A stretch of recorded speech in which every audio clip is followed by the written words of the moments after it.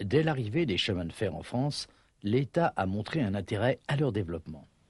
La gare de Paris-Est fut le terminus d'une des lignes originales proposées en 1842 et en mai 1994, elle fut le témoin du départ d'un circuit célébrant une autre réalisation d'importance nationale, l'inauguration du tunnel sous la Manche. La mise en place du réseau national fut réalisée dans un cadre où l'État faisait l'acquisition des terrains, assurait le terrassement, construisait les ponts et les bâtiments et louait l'ensemble à des compagnies privées qui devaient, elles, fournir le ballast et la voie et assurer les opérations dans les meilleures conditions, et ce, avec un bail de 99 ans. En 1859, d'autres lignes moins importantes furent proposées dans un cadre un peu différent et furent essentiellement construites par les 6 grandes compagnies initiales. La dernière étape du développement intervint en 1865 lorsque le cadre des lignes dites d'intérêt local fut mis en place, de multiples lignes virent le jour, construites à peu de frais, et les premières victimes du développement de l'automobile dès les années 20.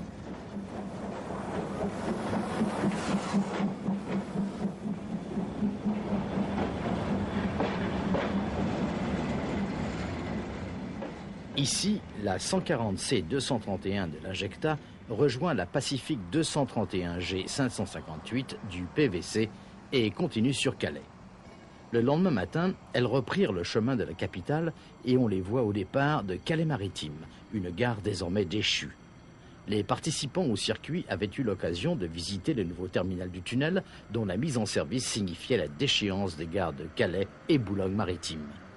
L'un des tests les plus étonnants effectués avant la réception définitive du tunnel fut l'utilisation de la 230G 353 de la SNCF comme générateur mobile de fumée.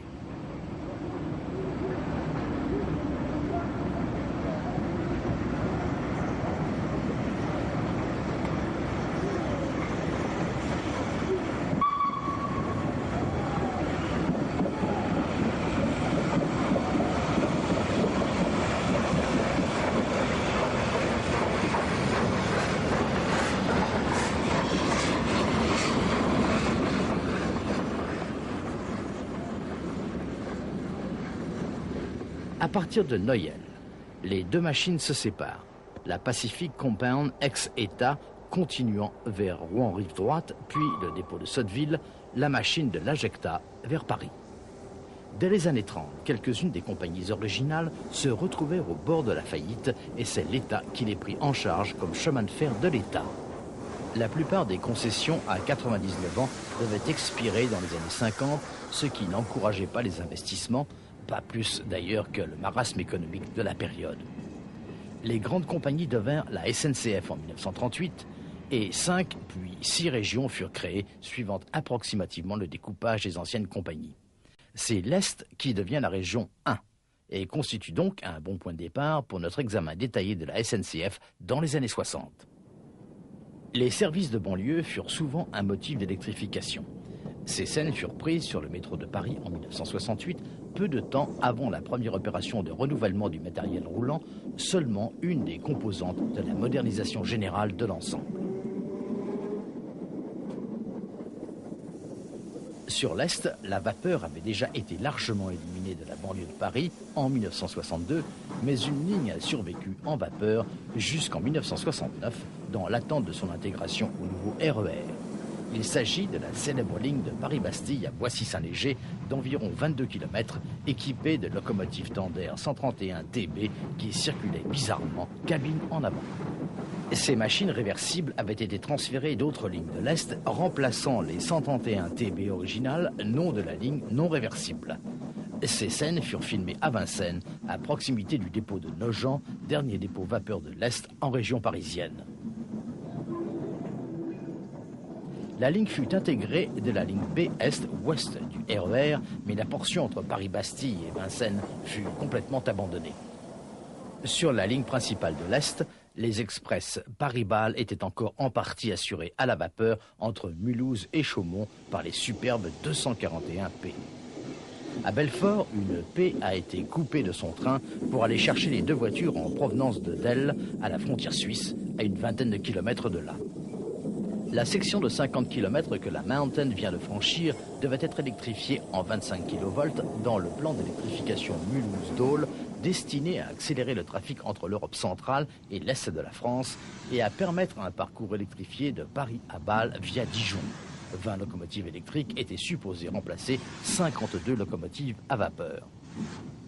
Dans les années 60, la décision de 1954 d'électrifier les principales lignes de la SNCF avait été largement mise à exécution, mais comme il n'y avait pas de plan de dieselisation à court terme, un certain nombre de lignes principales de deuxième importance allaient garder la traction vapeur jusque dans les années 70. Paris-Belfort via Chaumont faisait partie de ces lignes dont le trafic ne garantissait pas l'investissement de l'électrification et serait destiné à la traction diesel. Ici, nous voyageons sur le train 42 qui quitte Belfort à 13h01, une mission standard pour les 241P de Chaumont jusqu'en mai 68. Le train a été formé à Chiasso, à la frontière italo-suisse, et la Mountain l'a pris en charge à Mulhouse. Elle sera remplacée par une diesel à Chaumont pour le parcours vers Paris, où le train arrivera à 18h22. La locomotive se dirige vers le dépôt tandis qu'une 140C passe en tête d'une marchandise se dirigeant vers l'est.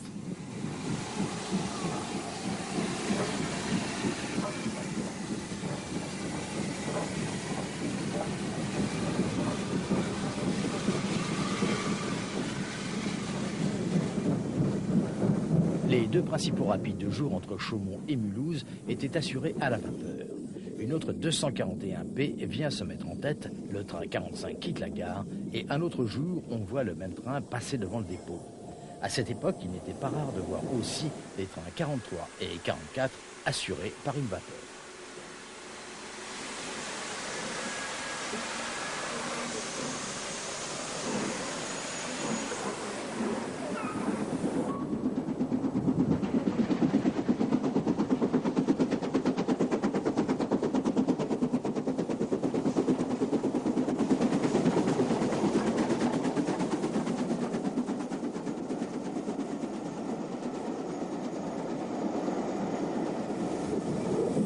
La machine du train 42 rentre au dépôt après avoir assuré un parcours de 228 km.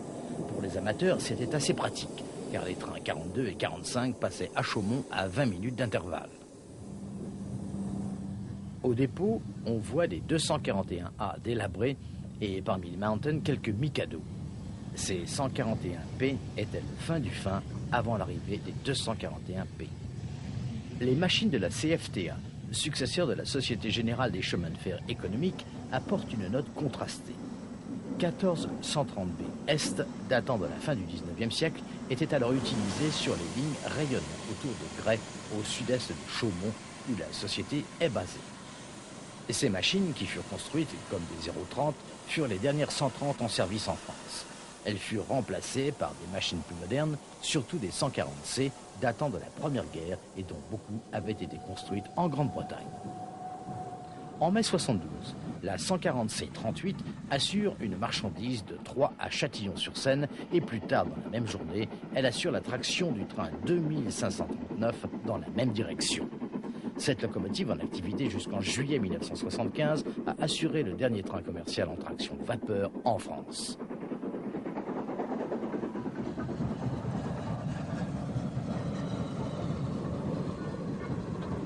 La compagnie CFTA continue de gérer la plupart de ces lignes qui assurent encore un assez important trafic de produits agricoles. Le trafic transmanche et la nature industrielle de la région ont fait que le Nord a été l'une des plus prospères parmi les compagnies originales. La grandiose gare du Nord constituait l'accès à la Grande-Bretagne et maintenant c'est le terminus parisien des services du tunnel sous la Manche. Dès les années 60, l'électrification des principales lignes de Paris-Nord eut pour effet que l'intérêt des trains à grande distance était assez mineur, mis à part les lignes classiques des rames TEE allemandes qui attendaient le départ vers Hambourg.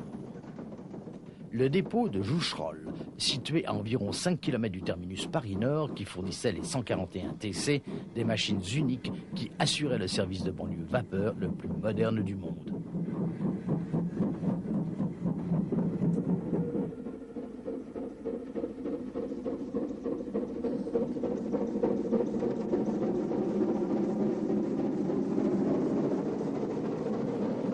Les départs simultanés n'étaient pas rares. Il était même parfois possible de voir 3 TC en parallèle.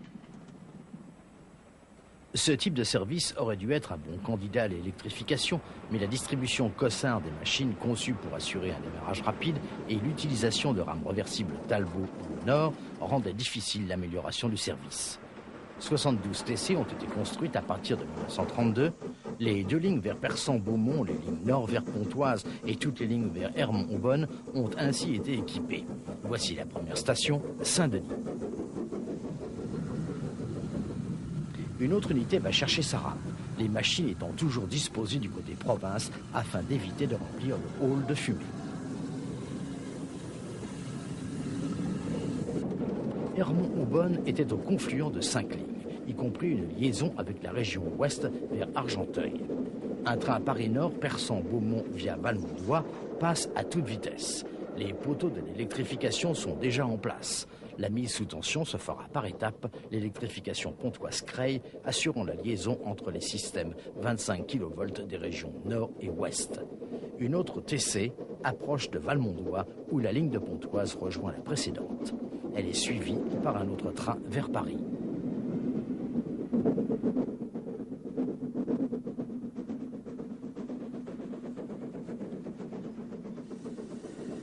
Dans les années 60, le système s'étendait jusqu'à Persan-Beaumont. Là, une TC se place en tête de son train après un passage au dépôt, un établissement dépendant de Joncherolles dans lequel 2 autres unités attendent leur tour. En gare, un autorail. Et nous retournons vers Saint-Denis via Montsou-Maffliers en réversibilité dans la cabine de conduite. Pour ce voyage de retour, le chauffeur contrôle le démarrage et l'accélération et le mécanicien, dans la cabine de conduite à l'avant, contrôle le freinage. Les TC furent les dernières machines à vapeur en service court à Paris, survivant jusqu'en décembre 70, un hommage aux ingénieurs du Nord qui ont su concevoir en vapeur un service équivalent à celui assuré ailleurs en traction électrique.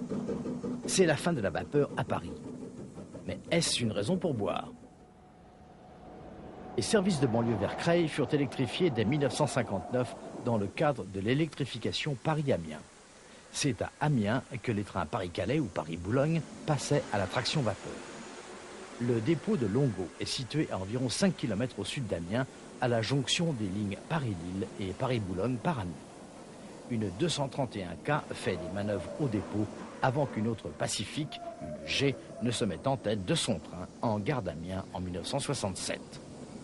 De là, la ligne vers les ports de la mer du Nord est peu importante malgré le trafic international vers la Grande-Bretagne. La SNCF était en train d'électrifier des lignes principales et à la fin de l'année, environ 9000 km étaient sous tension, représentant seulement 23% du réseau, mais 74% du trafic.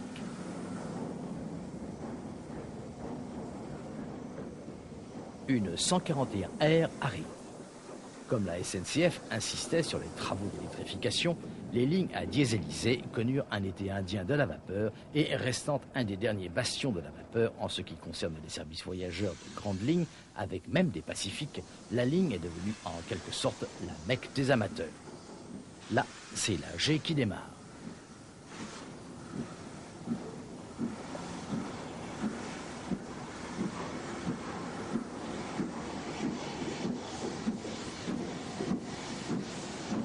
Notre étude de la ligne inclut de l'action filmée de 1966 à 1970. Là, une 141R passe Étaples en direction du nord.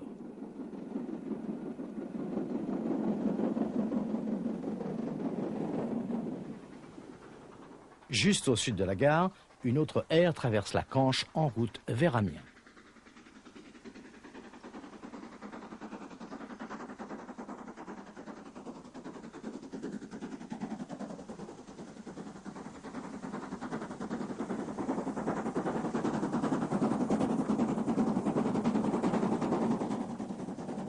Ces Mikado américaines étaient limitées à 100 km à l'heure, empêchant leur mise en œuvre sur les rapides.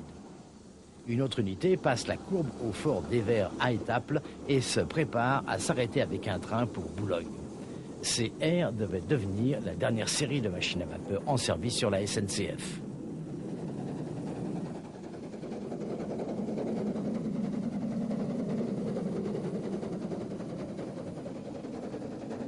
Un peu plus au nord, on trouve le cimetière militaire britannique et une R passe, précédant ce qui est pour beaucoup le summum des Pacifiques en tête du summum des trains, la 231 E22.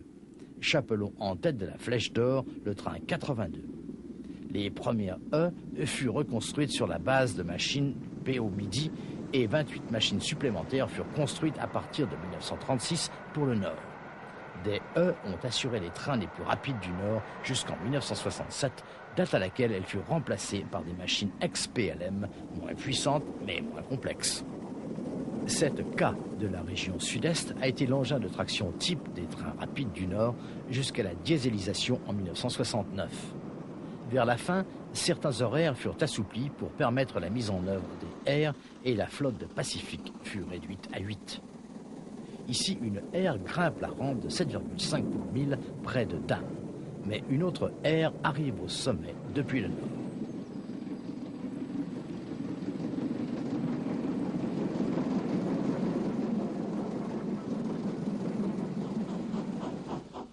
Les 141R furent les locomotives les plus nombreuses de la SNCF.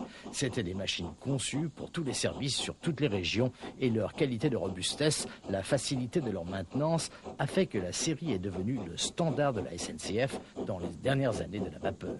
En 1966, la moitié du parc vapeur de la SNCF était constitué de R.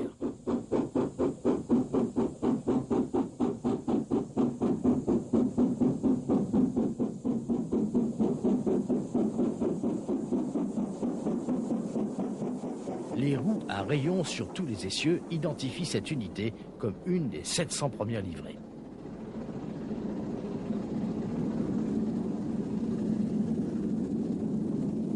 Une paire d'américaines, comme les appelaient les équipes de conduite, approche du pied de la rampe avec un train de marchandises, sans doute en provenance des aciéries de Boulogne. À Esdigneul, une autre aire se dirige vers le sud. En avant-plan, c'est la ligne de Dèvres, qui se séparera de la ligne principale vers l'est au sud de la gare.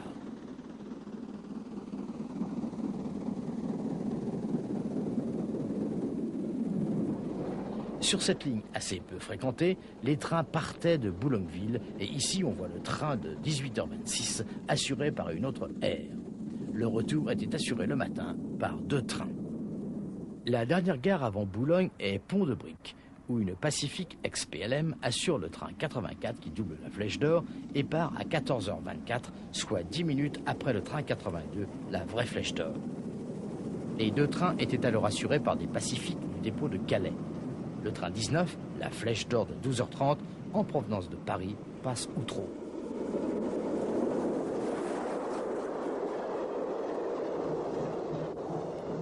Outreau est situé en bordure de Boulogne au sud et une 050 TQ assure un service pour les aciéries. Le Nord bénéficiait sur place de grandes réserves de charbon, mais après la Deuxième Guerre mondiale, le gouvernement s'est préoccupé de la diminution des réserves disponibles pour l'industrie de l'acier et a demandé à la SNCF de réduire sa consommation. À l'époque, la SNCF et l'ingénieur Chapelon travaillaient sur des développements comme la 242 A1, une machine compound de 5500 chevaux, mais ce furent les 141R qui devinrent les machines standards malgré leur fort appétit pour le charbon. Ici, une autre R se dirige vers Amiens.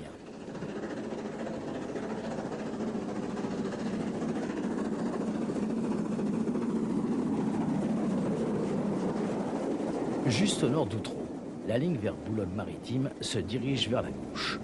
En voyageant par le train sur cet embranchement, on avait une jolie vue du dépôt de Boulogne. Les services d'été y étaient assurés par des ailes. 4 trains étaient prévus à l'horaire, tous en traction vapeur et destinés à assurer la correspondance avec les bateaux Boulogne-Folkestone, assurant des liaisons entre Paris et Londres-Victoria.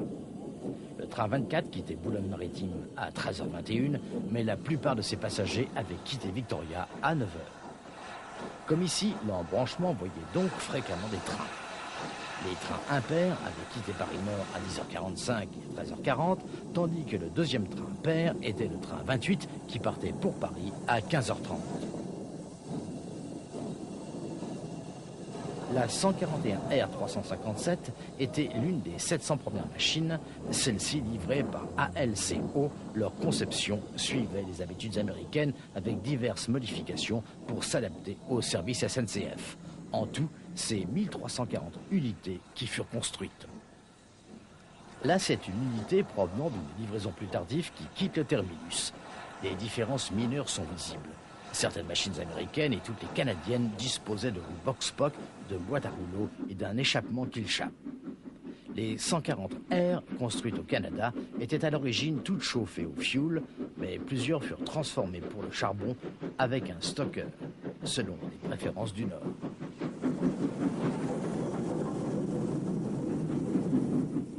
Deux R passent. Ce train pour Paris va rejoindre la ligne principale près d'Outreau. Sur la ligne principale, une Pacific ex-PLM prend la courbe sur le pont qui enjambe la rivière à l'entrée de Boulogne-Ville. La liane a dû être détournée lorsque la gare de Boulogne-Ville a été créée.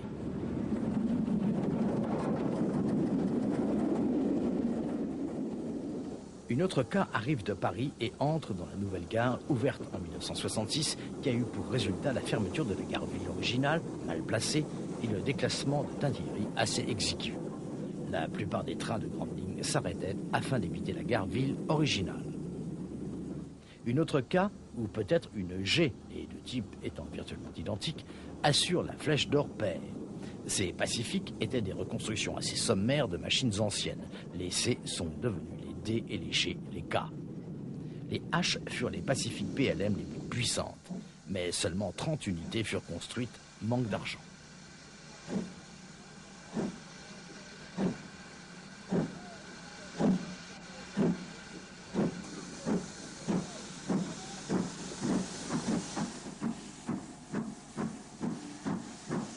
À droite, on distingue l'ancienne plateforme vers la gare-ville, tandis qu'une Mikado fonce vers Tinguiry et Calais.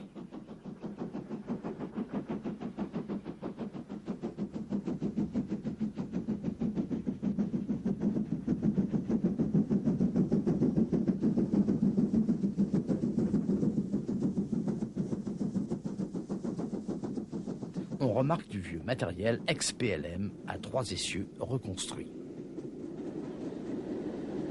À peu près 6 km au nord de Boulogne, on trouve la tranchée de Wimereux où une R descend en direction de Boulogne avant qu'une autre R ne passe en route vers le nord.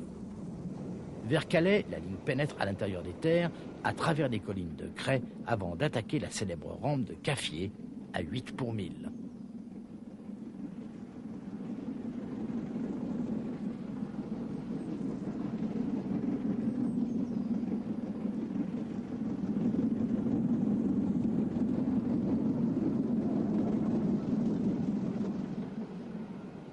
Après le sommet, une Pacific PLM fonce vers Calais.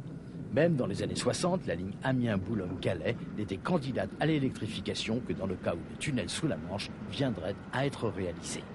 Lorsqu'il le fut, seule la courte section entre Boulogne et Calais fut finalement électrifiée. Nous sommes maintenant aux abords de Calais et une R assure un train impair entre les Fontinettes et Calais-Ville avant qu'une Pacifique ne prenne la courbe en direction de Caffier et Amiens.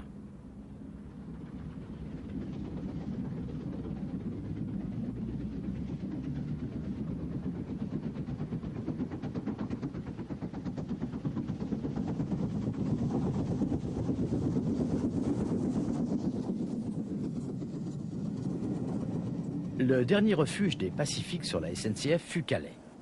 Ici, sa 030 TU, héritée de l'armée américaine en 1945 et des 040D des G8 prussiennes héritées, elles, après l'armistice de 1918, se mêlent aux inévitables 141R et à quelques Pacifiques.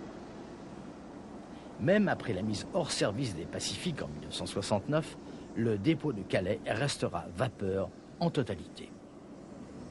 Une R arrive à Calais-Ville en provenance de Boulogne. Sur la droite, on voit le dépôt qui malheureusement a disparu depuis, laissant la place à un terminal motorail. Calais-Ville dessert la ville, mais la ligne continue sur environ 3 km vers Calais-Maritime à une distance de 299 km de Paris.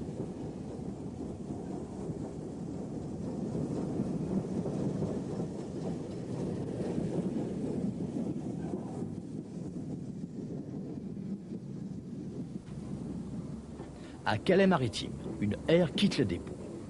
Même après l'arrivée des diesels, ces Mikado ont continué à assurer des services vers Lille et entre Calais et Amiens. Par exemple, sur le train de 8h05 au départ de Calais vers Amiens et Paris, et de 14h27 au départ d'Amiens vers Boulogne et Calais. Certains services locaux sur Boulogne sont aussi restés entre les mains des équipes vapeur, tandis que d'autres étaient pris en charge par les autorails. Et ce n'est qu'en 1971 que la vapeur a officiellement disparu du Nord.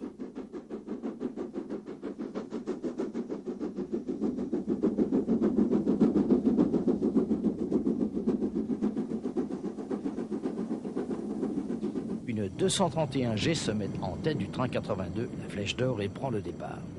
Les Pacific PLM ont travaillé partout, sauf sur l'ancien réseau de l'État. Leur transfert a suivi les différentes étapes de l'électrification jusqu'à ce que finalement les Pacific ex-PLM et les Pacific Nord d'origine PO soient finalement regroupés à Calais. Tout le monde admet que les E de Chapelon furent le summum des Pacifiques françaises, mais en comparaison avec les G et les K, les économies de 10% de charbon qu'elles permettaient étaient contrebalancées par des coûts de maintenance supérieurs. La dernière représentante de la série fut retirée du service le 10 avril 1967, après avoir, avec panache, assuré la dernière Flèche d'Or.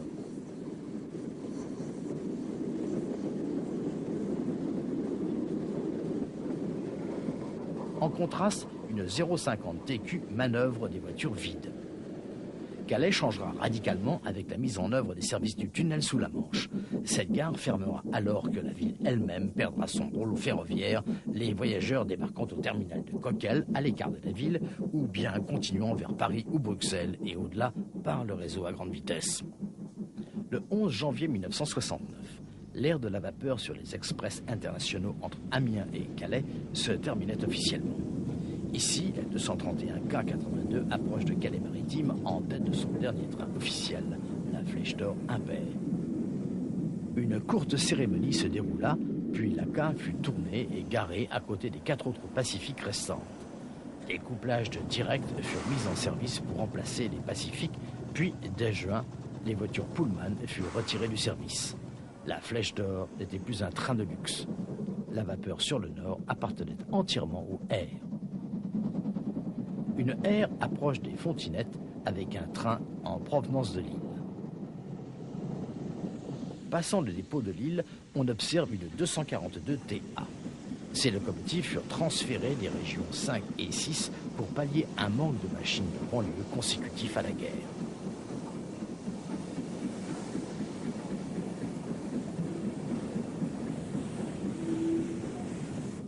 Au dépôt de Fives, une autre unité de la série quitte la plaque tournante. Les 242 TA totalisaient 150 machines, mais elles étaient en fait de 2 types. Des machines PLM comme celle-ci et une série de 30 machines d'origine Alsace-Lorraine de type prussien T20 utilisées sur la région Est. À l'origine, seules ces machines équipées de la conduite à droite avaient des parfumés. Vers la fin de la vapeur, ces machines compound à 4 cylindres partageaient les mêmes services que quelques 040D et surtout les inévitables R de l'île Délivrance. Après s'être mise en tête, une TA prend le départ avec un train pour Tourcoing.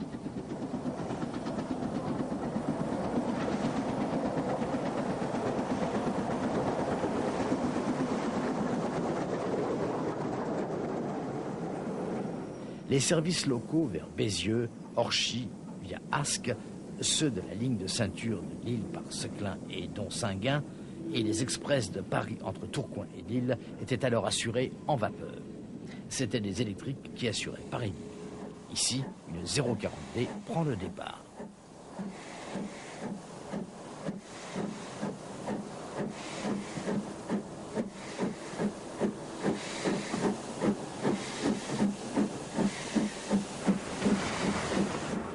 Une autre compound approche de Lille en provenance de Tourcoing avec un express juste avant qu'une BB 12000 cabine ne se dirige vers le nord avec un train de Hasbrook ou de Dunkerque. Ces bébés furent les premières machines 25 kV à être mises en service pour la SNCF, construite à partir de 1954. Un certain nombre est encore en service 40 ans plus tard. Près de Roubaix, sur la ligne de Tourcoing, une 040D assure un train à destination de Dijon.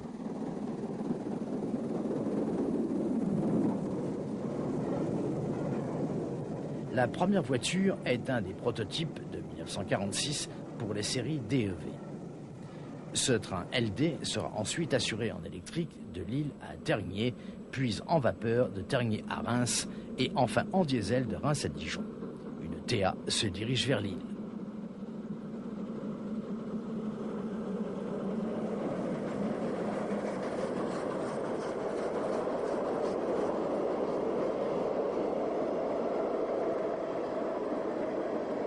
Les opérations vapeur du dépôt de Fives devaient prendre fin en septembre 68, mais des transferts ont continué à être assurés en vapeur sur Hasbrook jusqu'en 1969.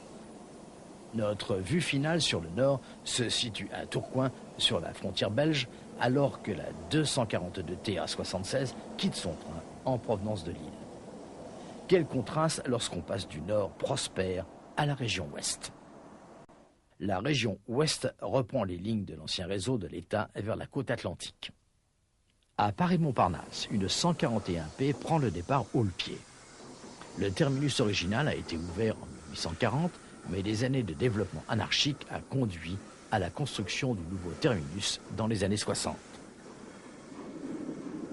Les services de Montparnasse à Granville furent essentiellement assurés en vapeur jusqu'en 1967. Ici, une 141P nous emmène à Argentan, où une autre Mikado arrive de Montparnasse. À Argentan, à environ 190 km de Paris, les machines étaient changées. Une locomotive fraîche continuant vers Granville, située à environ 330 km de Paris. Les progrès de l'électrification Paris-Le Havre ont eu pour effet que des diesels ont remplacé les 141P sur la plupart des services de voyageurs. Les dernières 141P furent retirées du service à la fin août 68. Ici, un train pair arrive de Granville avant d'atteindre Redon sur une autre ligne desservie depuis Montparnasse.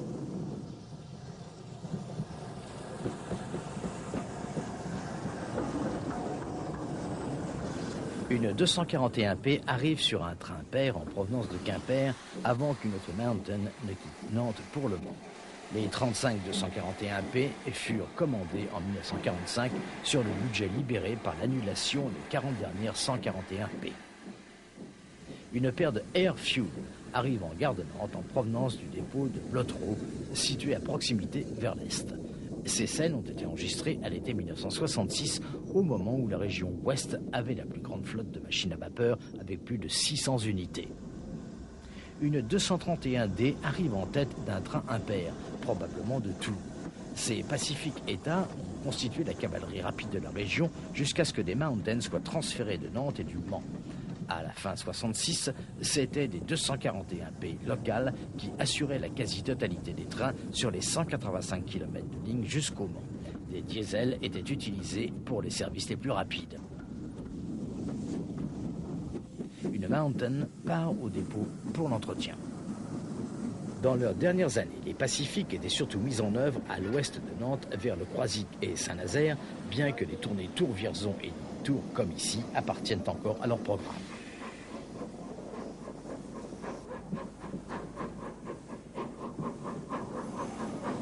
Nantes est devenue le dernier bastion des Pacifiques sur l'ouest. Utilisé principalement en renfort et pour les services spéciaux, les dés de Blottereau ont tenu bon jusqu'à la fin de leur ère d'été 1968, restant avec les G et les K du Nord les dernières Pacifiques en service en France. Nous arrivons maintenant au Mans. Une 241P attend de prendre en charge un train impair, tandis qu'un convoi pair arrive de Nantes. Mis sous tension en 1937, les 211 km jusqu'à Paris-Montparnasse furent la première expérience d'électrification en France destinée à des trains à grande vitesse. La vieille locomotive, à courant continu, prendra le relais de la Compound, tandis que l'autre 241P part vers l'ouest. La région ouest était unique, en ce qu'elle avait deux terminus parisiens. En plus de Montparnasse, Saint-Lazare desservait Cherbourg, Dieppe, Rouen, Le Havre, etc. Juste au sud de Rouen, on trouve Sotteville, un centre fret en pleine modernisation dans les années 60. Une 150P Nord rentre au dépôt. 115 de ces locomotives furent construites entre 1939 et 1951 pour les services lourds de marchandises. Le dépôt de Sotteville recevait souvent des visites, en particulier des machines sortant de révision aux ateliers des 4 mares, qui devinrent les derniers ateliers vapeur pour toutes les régions SNCF. À l'extrémité nord du dépôt, une sélection variée de locomotives inclut une 040 TA et des Pacific ETA garés, même des 141R avec leurs bielles démontées. Les Mikado seront les dernières vapeurs de l'Ouest où les derniers feux ont officiellement été éteints le 30 septembre 1971. Une réserve froide d'air sera longtemps conservée à différents endroits comme Le Mans.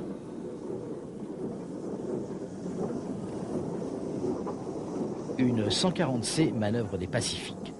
Après la Première Guerre mondiale, le gouvernement avait proposé une standardisation des Pacifiques sur le modèle des machines de l'État, ce qui n'a pas plu aux ingénieurs du Nord ni du PLM. Et il semble qu'il ne fut guère tenu compte de cette consigne. Les dés ont dû rendre les armes, mais le dépôt abrite encore une Pacifique, la G du PVC, que nous avons vue dans la séquence d'ouverture.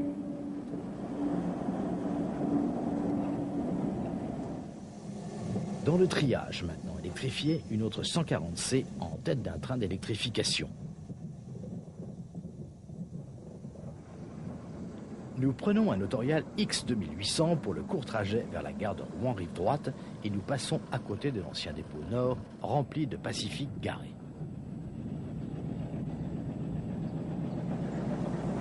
Rive-Droite, à 140 km de Paris-Saint-Lazare, est la dernière gare voyageurs de Rouen. Autrefois, il y en avait 4. Maintenant, les voitures se garent au-dessus des quais et tout est électrifié. Une 141R passe en tête d'une rame de porte-voitures vide, sans doute en direction de l'usine Renault au sud-ouest de Rouen.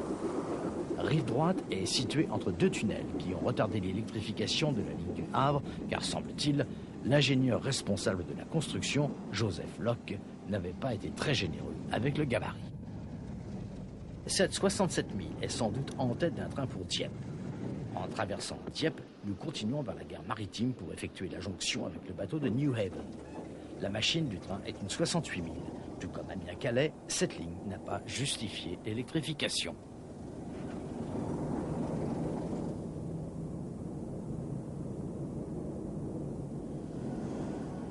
Le Havre, lui, a justifié cet investissement et ces G ont été déplacés lors de la mise sous tension des 227 km depuis Paris en décembre 1967, les services locaux étant assurés par des autorails. À Pont-Cardinet, en banlieue parisienne, une G en provenance du Havre se dirige vers Paris-Saint-Lazare. Les Pacifiques furent retirés du service sur cette section de ligne en septembre 1966 lors de la mise sous tension en 25 kV du tronçon Paris-Achères et le dépôt voisin des Batignolles fut fermé lorsque l'électrification Paris-Le Havre fut terminée. Ce dépôt fut l'un des plus grands de la région et on croit qu'il a été créé dès 1837. Il sera rasé 130 ans plus tard. Même les services de banlieue allaient être électrifiés et les 141 TD basés aux Batignolles et à Mantes allaient être réformés. Le vieux matériel réversible à 2 niveaux continue toutefois à être utilisé. Les services de banlieue de Paris-Saint-Lazare à Mantes-la-Jolie utilisèrent 40 de ces machines compardes à 3 cylindres conçues par l'Est. Et au contraire des 141 TC du Nord, les 141 TD étaient positionnés en tête des trains côté Paris. Une 231G se dirige vers le terminus en tête de voitures vides. Les Pacifiques ex-État ont continué d'être mis en œuvre sur Caen, Rouen et Le Havre, mais bientôt les trains pour Rouen seraient assurés en traction électrique jusqu'à Oissel, puis en diesel pour les 15 km restants jusqu'à Rouen-Rive-Droite. Et les trains pour Le Havre seraient assurés de bout en bout en diesel. Là, on observe les trains de banlieue et les directs qui démarrent simultanément.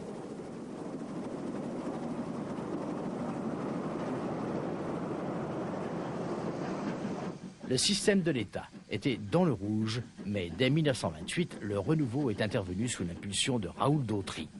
Les services banlieues intervenaient pour 78% des pertes et bientôt une allocation de 240 millions de francs au titre de dommages de guerre permettrait l'acquisition des TD et de matériel remorqué. Les voitures Talbot, construites à Cologne dans les années 30, précédèrent le matériel à 2 niveaux. Après l'électrification, malgré l'introduction de 35 rames inox automotrices, il fallut continuer d'utiliser 49 de ces voitures à 2 niveaux et 261 voitures Talbot pendant les heures de pointe avec les nouvelles BB 17000. une autre Pacifique se dirige vers Saint-Lazare. Ce furent les derniers rapides assurés en vapeur à desservir régulièrement Paris.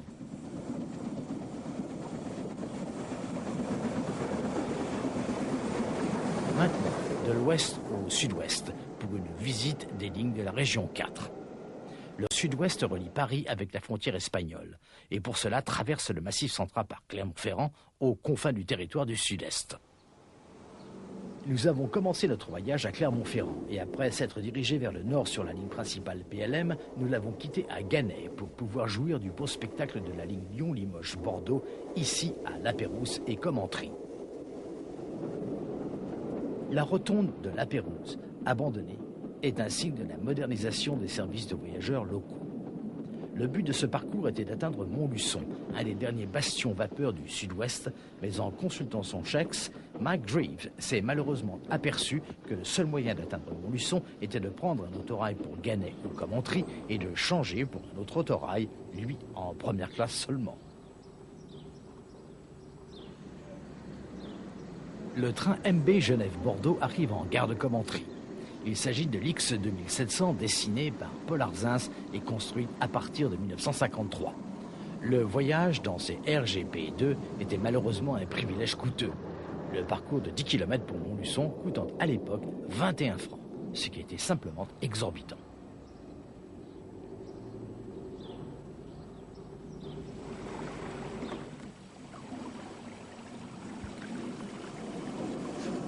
Montluçon était très actif, avec au dépôt, même en 1967, 4 classes de machines introuvables ailleurs. 13 141 EPLM et 6 141 FPLM presque identiques. 14 141 TA PO. 4 230G PO. Et 2 040 TX. Les 141 TA avaient été commandés par le PO entre 1911 et 1923, 30 étant construites par North British à Glasgow et les autres par Fives-Lille, SLM et le Creusot. Cette série avait été livrée pour la mise en œuvre sur les lignes du Massif central. Et on se souvient en particulier des dures conditions de service sur la ligne du Mont d'Or avec ses rampes de 35 pour 1000. Une 141 TA arrive au Mont d'Or à la gare où se fait la jonction avec la ligne principale.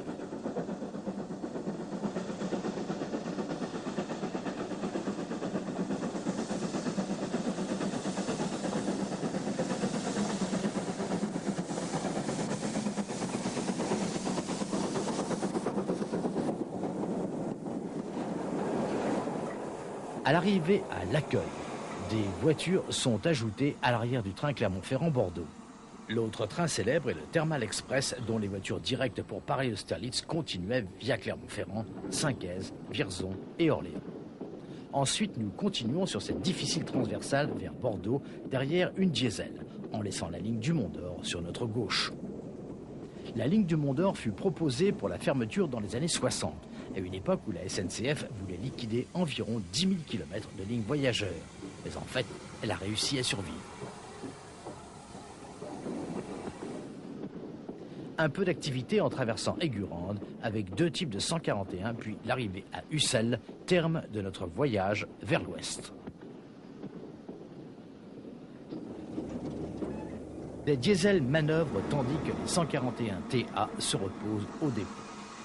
Nous prenons le train 2006 qui part à 13h55 pour Paris, au bon soin d'une 141E de Montluçon. Et à Aigurande, Merline, une autre 141E se dirige vers Ussel.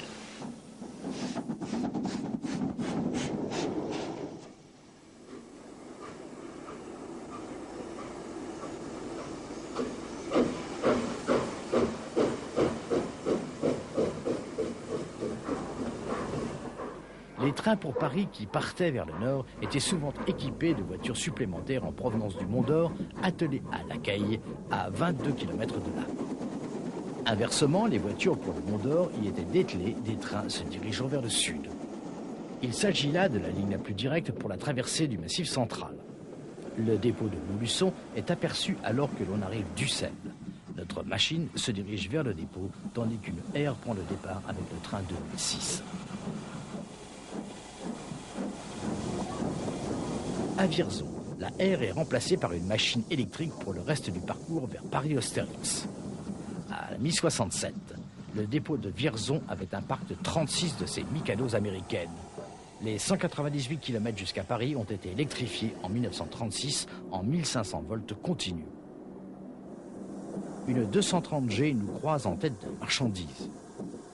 Cette série s'est éteinte à Montluçon. Ce fut la dernière série de 230 utilisée par la SNCF. Vierzon est devenu le dernier dépôt vapeur de la région sud-ouest. En décembre 1971, il était un de ces 7 derniers dépôts vapeur français qui entretenaient un total de 100 machines, des R et des 140C. Ici, une Air Fuel quitte le triage avec un marchandise. Au dépôt, une Mountain est préparée pour le train de Nevers. En 1967, ces machines avaient été mises en service sur 5 régions SNCF et quelques unités de la série avaient été mutées du Mans sur Nevers lorsque l'électrification de Rennes avait été réalisée. À Nevers, c'étaient des trains plus légers qui les attendaient, mais sur des rampes plus sévères. Nous voyageons maintenant vers le sud depuis Vierzon dans la cabine d'une BB 4100 pour le voyage vers Limoges. Le fleuron de la ligne était à l'époque le Capitole de 6 heures, qui circulait à plus de 300 km à l'heure sur certaines sections des 708 km de ligne entre Paris-Austerlitz et Toulouse. Après les pénuries de combustible de la Première Guerre mondiale, car la plupart des mines françaises étaient aux mains de l'ennemi, le ministère des Travaux publics avait voulu définir le meilleur système d'électrification pour les lignes du PO et du Midi. Les locomotives que l'on observera au cours de ce voyage furent influencées par l'électrification de Shildon à Newport sur le North Eastern Railway en Grande-Bretagne. Nous faisons une pause à Saint-Sulpice-Laurière avant de passer devant le dépôt. Cette ligne était une extension de la ligne Paris-Orléans originale et Limoges fut atteint en 1860, mais la ligne du Capitole ne fut pas terminée avant les années 1890. Un accord entre les compagnies du PO et du Midi a eu pour résultat le PO Midi, qui a commencé à fonctionner dès 1934. Il ne s'agissait pas d'une fusion entre deux compagnies, mais l'ensemble du système était mis en œuvre de manière unifiée. Ces scènes de machines Midi et d'une rame automotrice furent filmées à Limoges. À la nationalisation, les lignes Midi originales furent d'abord partagées entre les régions 4 et 5, puis un certain nombre de lignes appartenant à ces deux régions, sud-ouest et sud-est, furent regroupées pour former la région 6 Méditerranée. Sur cette région, nous nous embarquons pour un voyage de Neussargues à Narbonne avec un retour via le Cévenol vers Clermont-Ferrand. Les supports de caténaires en forme d'arche gothique identifient cette portion de la ligne des Causses comme d'origine typiquement Midi. La compagnie avait eu une politique d'électrification systématique basée sur le 12 kV alternatif généré par ses propres centrales hydrauliques. Ouverte en 1892, cette ligne au profil très difficile fut électrifiée en 1931. Là, nous arrivons à Béziers avant de continuer sur Narbonne. Une R se met en tête d'un train pour la frontière espagnole à Portbou. Narbonne fut l'un des derniers dépôts vapeur de la SNCF, et ce jusqu'en 1972. À 7, environ 50 km à l'est, le Midi rejoint le PLM. Un diesel Coferna fait des manœuvres. Une R traverse la gare de Nîmes. Nous avons poursuivi notre voyage vers l'est en suivant la ligne Bordeaux-Marseille sur sa section ex-PLM. Le Midi avait espéré continuer son développement vers l'est depuis 7, mais le gouvernement de l'époque avait refusé la concession à un rival du PLM, établissant ainsi un monopole de fait. Un court voyage vers Miramas inclut la traversée du pont sur le Rhône entre Beaucaire et Tarascon. À Miramas, le grand centre d'activité marchandise de la région, on observe une R se dirigeant vers l'ouest, tandis qu'une 2D2 part vers l'est. En juillet 1966, l'ensemble de la flotte vapeur de la région Méditerranée était constitué de Air Fuel basés sur 5 dépôts. Miramas avait l'effectif le plus important avec 57 unités. Le Mistral Paris-Marseille passe en vitesse. On observe le matériel de 1956 qui sera seulement remplacé en 1968. Autre classique de la Riviera, un autorail panoramique, surtout connu pour leurs prestations sur le Cévenol entre Nîmes, Clermont-Ferrand et le Mont-Dore. Nous prenons place à bord d'un de ces X4200 pour le voyage sur la ligne des Cévennes, qui vers le nord a des rampes de 25 pour 1000. et sans un tunnel et de multiples viaducs sur la section d'environ 145 km entre la Grande Combe et Langeac. Contrastant avec ces autorails modernes, il y avait encore de la vapeur sur la ligne principale, plus au nord. Les express de Clermont-Ferrand à Paris-Lyon furent parmi les plus célèbres auprès des amateurs de la fin de la vapeur. Une 241P quitte le dépôt de Clermont-Ferrand pour se mettre en tête du train 1110 au départ à 8h35 vers Paris-Lyon. La ligne du Bourbonnais entre Clermont-Ferrand et Morel-et-Sablons fut le territoire des puissantes Mountains du dépôt de Nevers jusqu'au début 1969.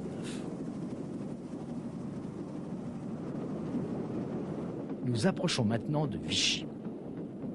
Les Pacifics furent remplacés sur les trains les plus lourds en 1946 par des Mikados américaines et après 1958, des 241P furent introduites pour permettre les premières circulations à 100 km/h. À Nevers, la machine de notre train est remplacée après un parcours d'environ 160 km et elle rentre au dépôt. À la mi-66, les 241P étaient encore alloués à 3 régions.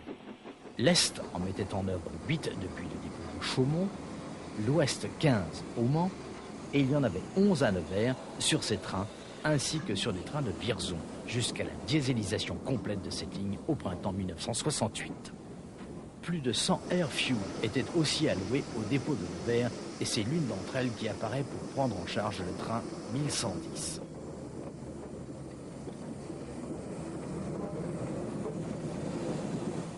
Une aire est limitée à 100 km/h alors qu'une 241P peut rouler à 120 km/h. Une accélération rapide est le seul moyen de faire l'heure et les passagers en sont quittes pour une marche musclée.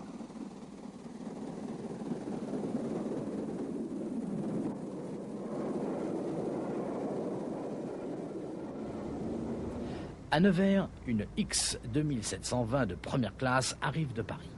C'est le Bourbonnais vers Clermont-Ferrand. La RGP 1 est une machine postérieure à la RGP 2 déjà observée à Commentry. Le 1 indique la présence d'un seul moteur plus puissant au lieu de 2 précédemment. Le seul autre autorail de première classe sur la ligne s'appelait l'Auvergne. Le style d'avant-garde de ces autorails était dû à Paul Arzins, qui est en grande partie à l'origine de l'image classique de la SNCF après la Deuxième Guerre mondiale. Une 241P quitte le dépôt pour prendre le train 1109 vers Clermont-Ferrand, dont l'origine était à Paris-Lyon à 18h57. Pour cette paire de trains, les 1109 Clermont-Ferrand et 1110 Clermont-Ferrand-Paris, il y avait un relais de traction à Nevers, la section en vapeur s'étendant au nord de Nevers à Morel-et-Sablons sur environ 190 km. Une autre Mountain arrive avec un autre train de Paris.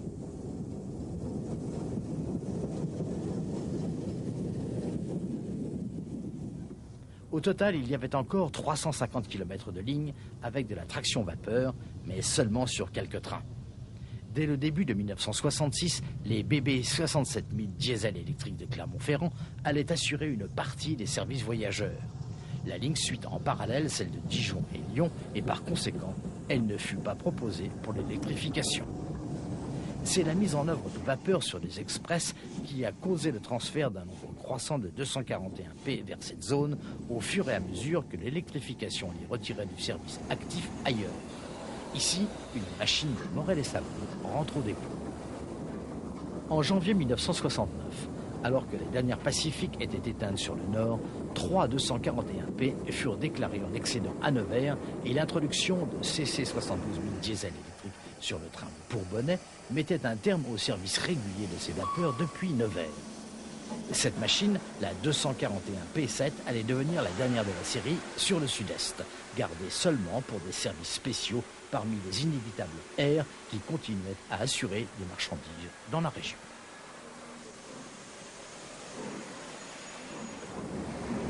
Un train pair, le 1110, reçoit un supplément de 3 voitures à Nevers pour la fin du voyage vers Morel-et-Sablons et Paris.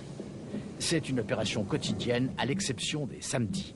En sens inverse, on enlevait 3 voitures au train de Paris tous les jours, sauf les vendredis. Alors, c'était un train plus lourd, environ 600 tonnes, qui allait sur Clermont le vendredi soir et revenait sur Paris le lendemain matin. Ici, Mike Dreaves a rejoint l'équipe de conduite pour le voyage sur Morel-et-Sablons. C'était une habitude à la SNCF de donner une prime aux mécaniciens pour faire l'heure, rattraper les retards résultant des causes extérieures et garder une conduite économique. Par contre, les excès de vitesse détectés par l'enregistreur de vitesse Flaman étaient punissables.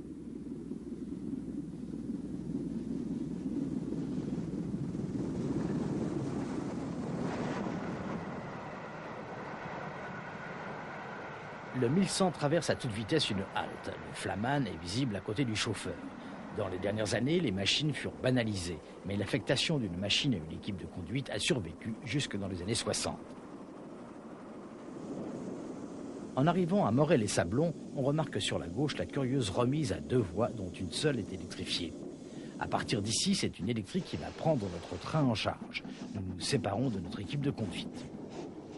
Les 241P ont été conçus pour fournir des machines à 4 essieux moteurs pour les PLM, le concept de la 241C1 PLM ayant la faveur au détriment de celui de la 240P Chapelon, pourtant bien supérieur. Mais les 241P étaient vraiment de magnifiques machines.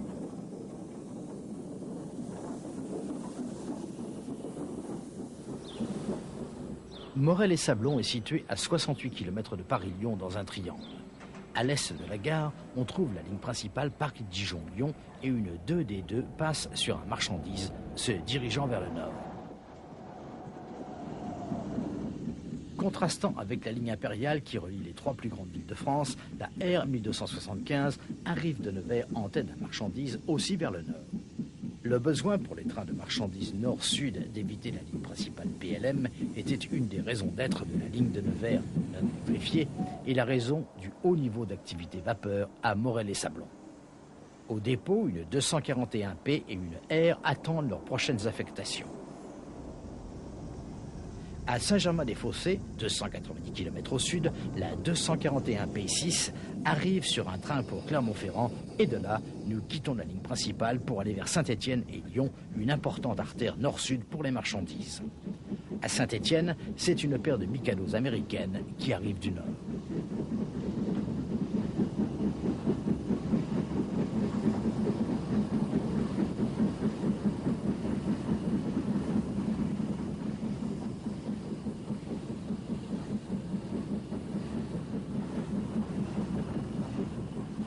Saint-Étienne constitue le terme de notre tour de la SNCF dans les années 60 et c'est à peu près le site où le premier chemin de fer a vu le jour en France, précisément à Andrézieux en 1827. À la mi-66, le parc vapeur y était entièrement constitué de R et dans les dernières années, il était géré comme une annexe de Saint-Germain-des-Fossés. Une autre paire de R se prépare à prendre en charge un marchandise. Le célèbre André Chapelon est né tout près de là. Après des débuts au PLM, il a rejoint le PO avant la nationalisation. Il semble ironique que ce soit des R américaines, machines à simple expansion, qui représentent les dernières vapeurs françaises. Mais la vapeur d'origine française restera dans le souvenir grâce aux nombreuses compounds pour la conception desquelles Chapelon avait la maîtrise.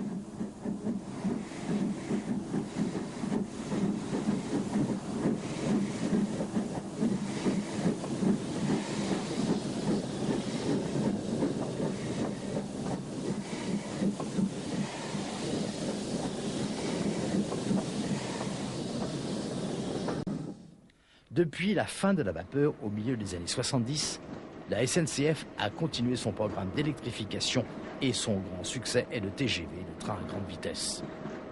Globalement, les gouvernements se sont montrés favorables au rail, mais les services locaux et régionaux restent très menacés malgré une politique de décentralisation qui a permis l'assainissement de la dette de la SNCF. Et maintenant, c'est réorganisé en 22 régions que la SNCF s'approche du XXIe siècle.